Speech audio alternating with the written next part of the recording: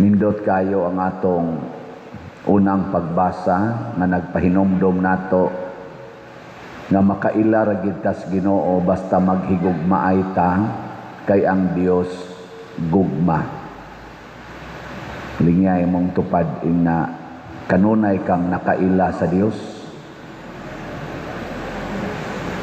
Pananglitan kamong mga asawa, kanunay bagid mong makaila sa Dios diha sa inyong bana? Tubag, yes or no? Kinsa dinhing asawaha nga wa gyud kayaw-yaw sa bana sud karong tuiga. Tasa ka mo? Naay usa nga ni isa ambot di ba kana bakakon. Magyaw-yaw nagikas imong bana or sa imong asawa o sa imong mga anak, wa na kakaila sa Ginoo diha ni anang imong giyaw-yawan. Kaya di man jud ka magyaw-yaw sa Ginoo, makayaw-yaw di ka sa Ginoo diyan. Muna inig yaw-yaw nato, inig kasuko nato, inig pamakak nato, inig ilad nato sa atong isig katao, pasabot wa na ta maghigugmaay o wa na ta kailas Ginoo, giyawaan na ta. No? Ina lingian sa dimong tupad, ina kapila naman kagiyawaan. Ana. Mao na, kung maghigugmaay ta, nakaila kita sa Dios, kay ang Dios gugmaman. Ang pangutana, unsaon man paghigugma. Mao na siya diha. Kay daghan kay nato magsigingong I love you, love kay nako Pader ang Ginoo, love kay nako ang simbahan, love kay nako ang akong pamilya, pero wa kahibaw unsa magid ng gugma ug unsaon paghigugma. Ako sa namalandong sad ko unsaon paghigugma. Kauyab man ko sa una og daghan-daghan. Pero napari na lang ko, lisod ba ya ang kanadyong konkreto nga paghigugma ba? Pero sa akong pagpamalandong sa Ebanghelyo o sa uban pa nako mga kasinatian, nakahuna-huna ko og hatag og mga buhat or mga meaning sa pulong love, L-O-V-E. Nga kanina lang sa atong pamalandongan karon unsaon paghigugma. Ang L stands for the act of listening. Listen. Kung nahigugma ta, maminaw gid ta sa atong gihigugma. Nya kay higugmaon man ang Dios labaw sa tanan, unahon nato siyag paminaw. Nya kay higugmaon man nato atong isig katao sama sa atong kaugalingon, isunod ayog paminawa ang imong isig katao. Nya ikatulo, paminawa imong kaugalingon. Listen to God, listen to people, and listen to yourself. Muna ang atong kuad karon, tema karong tuiga sa atong Archdiocese, listening.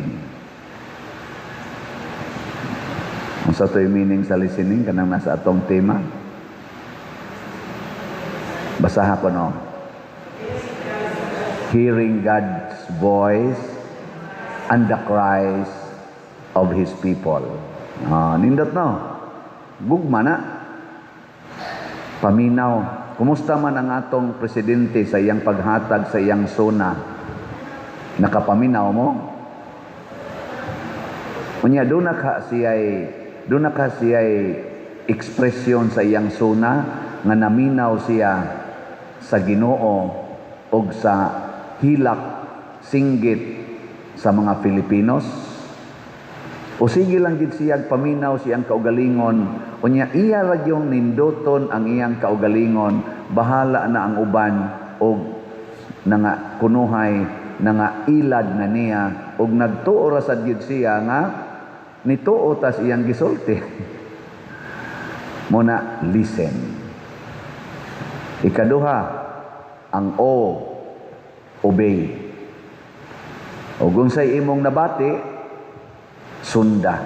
So obedience. Oh, obedience. Kinsang asawaha dinhi nga di gyud mosupak sa bana, tas kamo. Kinsa dinhing mga banaha nga di gyud mosupak sa asawa, tas kamot. Samot na. Kinsa dinhing mga ginikanana nga di gyud magsupak-supak sa mga anak, tas kamot. Samot na.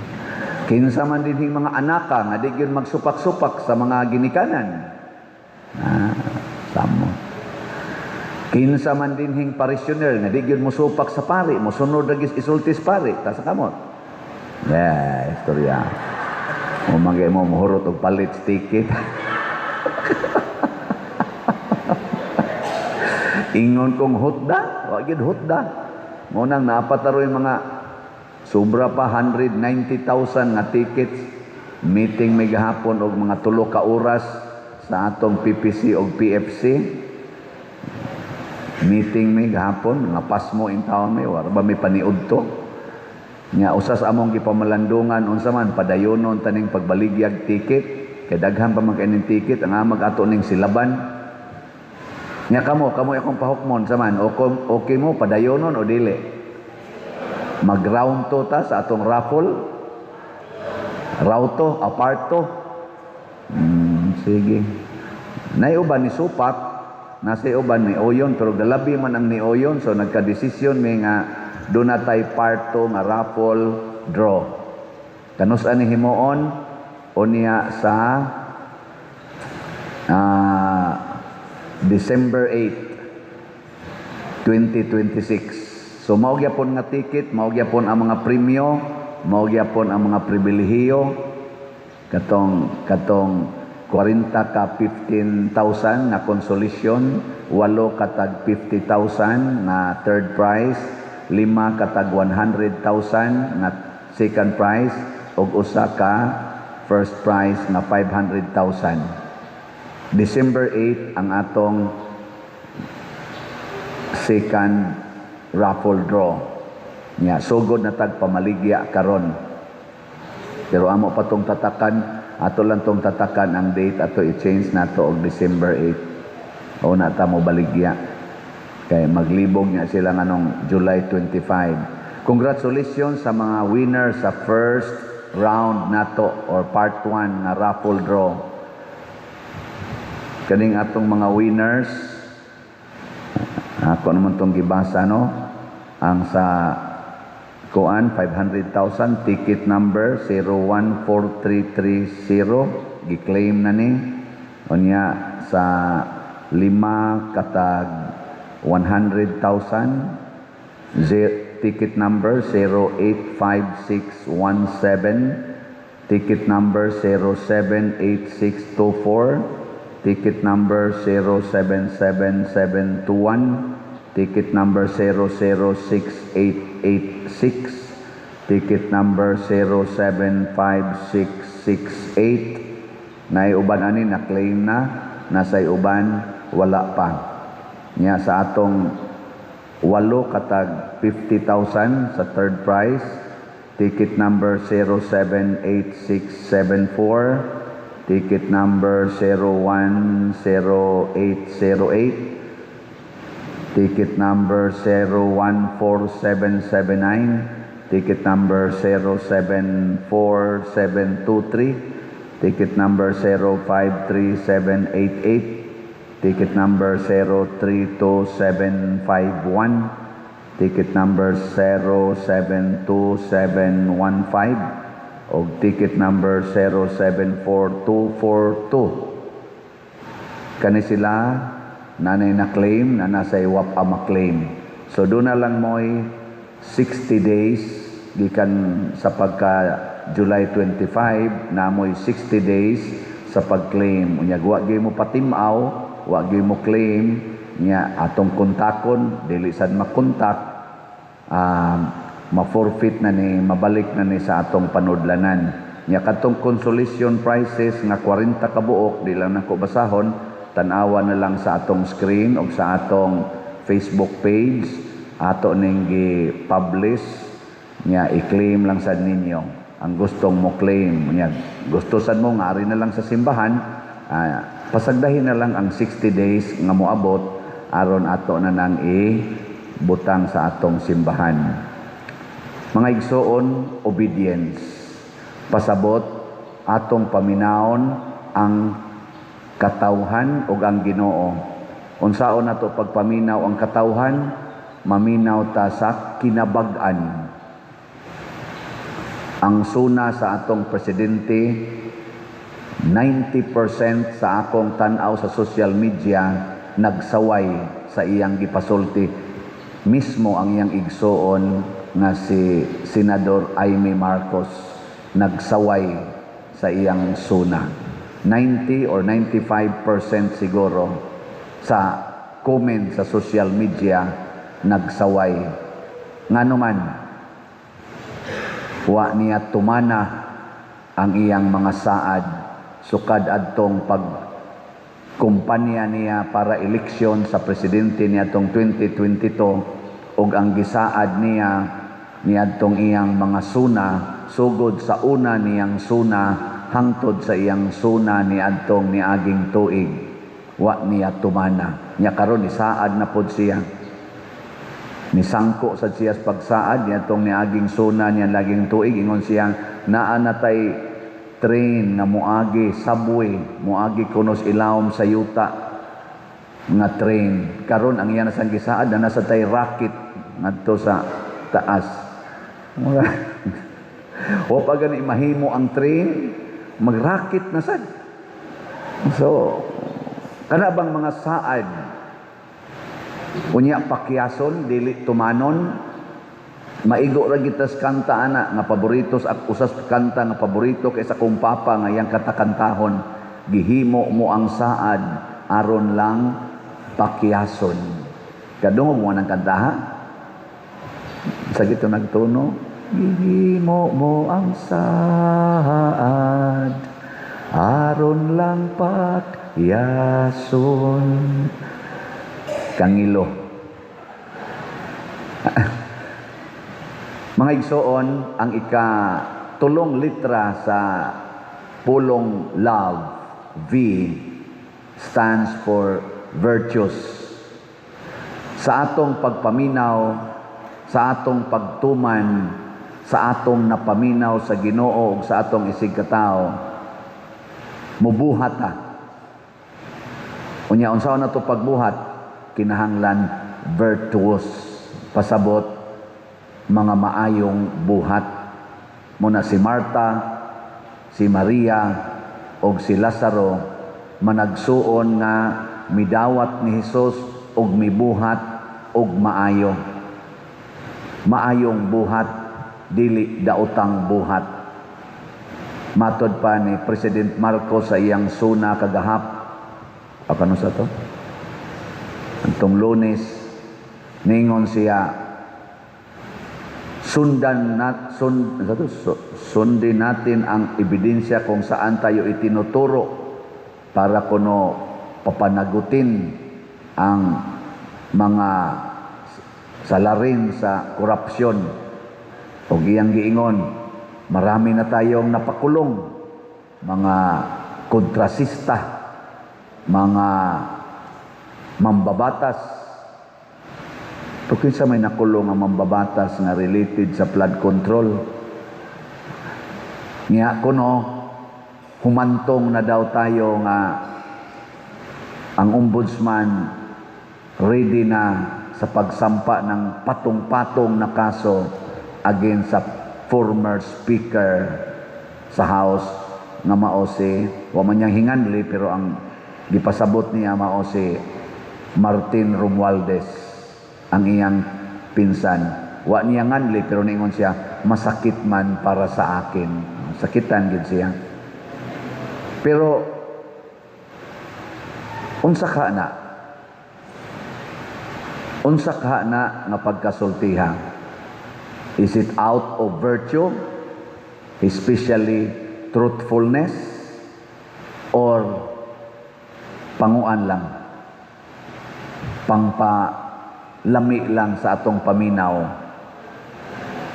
Kana man kung tao nga virtuous, truthful sa na siya, honest, di ba? Part man sa virtue, honesty, transparency, sincerity. Mo na mga virtues mo na. Sa inyong tanaw, sincere siya siyang gisulti, honest siya siyang gisulti, truthful siya siyang gisulti. Abangan ang susunod na kabanata. Unsa may mahitabo ko ng ato mga buhat virtuous. Mahimo dayon tang makalipay sa tong isig katao. Meaning, ang virtuous person muhatag og kalipay siyang isig katao. Mao na ang Ginoo naghatag og kalipay nato. Di ba? Kay nagbuhat man siya virtuous actions. Kinsang asawaha din hibe or banaha nga moingon, ako Father, naghatag jud kog kalipay sa akong asawa or sa akong bana. Ta sa kamo, dili, sige, karon na lang sugod karon. Kinsa ninyo ang mosaad, sugod karon Father, ako nagyong lipayon akong asawa or akong bana. Ta sa kamo, saad ba? Saad lang. May pa Bongbong Marcos, kamao pang musaad. Kamo di mo musaad. Uy, kawa ninyo'y ayo. Di gid ninyo lipayon ang inyong bana o inyong asawa. Kinsa ninyo'y musaad nga, Pader, sugod karon, lipayon na gid namo among parish priest. Taas na kamot. Wag yapon. Ako, pangutan ako. Tinala sa kumuisay. Pero promise ni nako ninyo, di gyud ko mohonong og baligyag raffle ticket ba para mahumaning ato mga projects. Nalipay ba mo nga nanatay Adoration Chapel? Very good. Sige gyud mo dag adoration ha, nya ampo ngayo paminaw sa Ginoo. Nya malipay mo nga mahuman atong bell tower. Lipay man dahil mo diya. Nya malipay mo nga nanatay CR diha nga bag-o. Nya malipay mo nga kana dihang atong atubang nga simbahan mahimo na ng Walk of Apostles. Nya malipay ka mo nga kining atong lingkuranan ato na ning mailisan. Hinay man. Nya malipay ka mo nga magsigitag baligya o palit o raffle ticket. Kana. Bantaya. Ang katapusan, kanang E. Unsa man? Ang L, listen. Ang O, obey. Ang V, virtuous. Ang E, guess. Wow. Eternal. Kasi nakatagaan, pwede na mo mamatay. Pasabot, ang nahigugma di ay dili lang maghuna-huna aning kalibutana. True love brings the beloved to eternal life. Mao na nga si Kristo ningon, ako ang pagkabanhaw, ako ang kinabuhi. Dili ta dadon lang ni Kristo, for God so loved the world, He gave us His only Son. Dili lang kay anhitan niya din hilipayon, anhitan niya din hiluwason. Ang iyang yung tumong, dadon ta niya sa iyang eternal home. Lingay mong tupad. Last na lang lingi. Ing na ikuyog tikas langit. Ing na ba? Ing na. Kana, ikuyog Diyos langit ang inyong mga anak, ang inyong mga igsuon, ang inyong mga silingan. Asa katadad doon aning Bongbong Marcos karon atong presidente? Langit o impierno? Kaning ato ro mga congressmen nga kusog kay ni pakpak. Ambot ni pakpak baka matud pa sa usa ka komentarista, ni pakpak baka si Rufil man siguro to banyo bugal-bugal non kay tingog. Kusog ini pakpak si ang mga congressman pag-ingon nga patong-patong kunong kaso ni Romualdez kay matod pa ni Bongbong Marcos, hindi ako pangulo sa aking pamilya, sa aking kaibigan. Aporti nilang pakpak. Niingon dayon si Attorney Ropil, nalingaw ko siyang comment ba siya, akong pangitaon si Jinky Luistro og ni pakpak ba? Kaya ka naman ko Jinky Luistro, si katong pangumpanya, sige mag-usig nga back of the best ko nga speaker si Martin. Nya bakit may AX, bakit may tupad, bakit may anong sa to katong farm to market ba to? Dahil kay speaker. Purtid, siyagit ko na siyang maayo nga murag ni paggaw na yang tingog. Sigihan sa replay ni Ropil, nindot sa paminaw na, siyagit siya. Speaker Martin, amot ni pakpak ba kasi? Nya kay ang asawa ni Martin Romualdez o ang iyang anak, congressman man pod, ni pakpak ba kasi lato? Ni pakpak? Wako kibaw. Mao na dadagyod sa langit.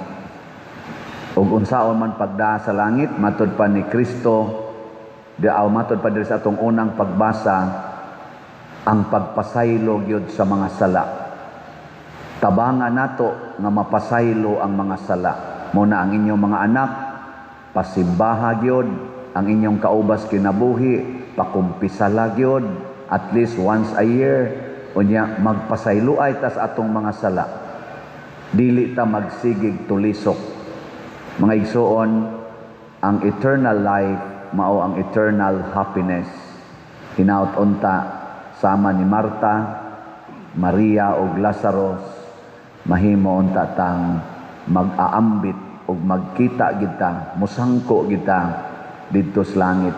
Iampo sab nato kining ato rong presidente, kining iyang mga kauban sa gobyerno ug kaming mga kaparian gikan sa Santo Papa nga Regius Ubos nga kamao gid unta ming muda sa katawhan padung Dios langit, and that is love, listen, obey, virtuous, and eternity.